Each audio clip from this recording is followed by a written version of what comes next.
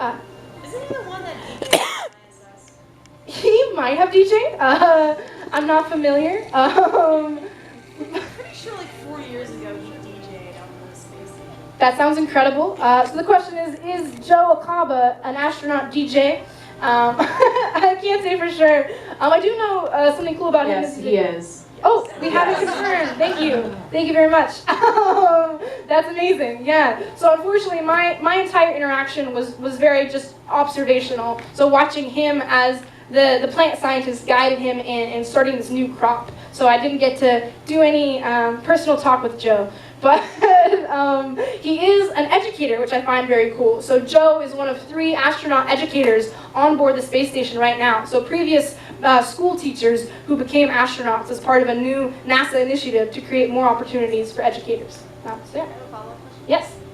What is, with your science, Shakespeare, and Autism group, Yeah. what's the range of people you have, like, numerically participating in? Like, what's the smallest you've ever had? What's the biggest group? Okay, yeah, so the question is, what are the ranges in terms of the size of the group we've worked with for the Shakespeare Science and Autism?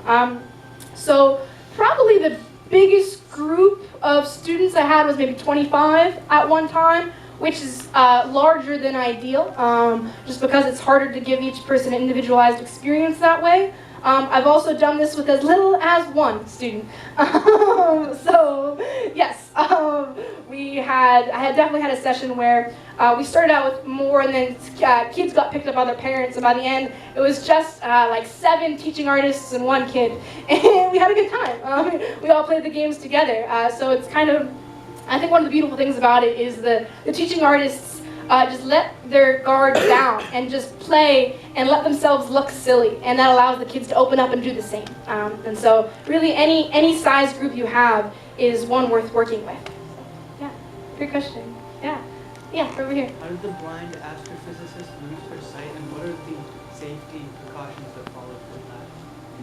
Great question. Yeah. So he asked how Dr. Wanda Diaz-Merced lost her sight, and if there are any safety precautions resulting from that. So I know it's from prolonged illness, from something she had growing up. I don't specifically know what.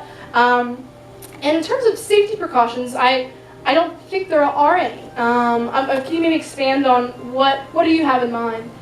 Well, you said that she lost her sight as part of the research process. Oh. I imagine she looked at the Oh, thank you for clarifying that. So that is not the case. So she lost her sight while after she'd become an astrophysicist, not on the job doing something dangerous.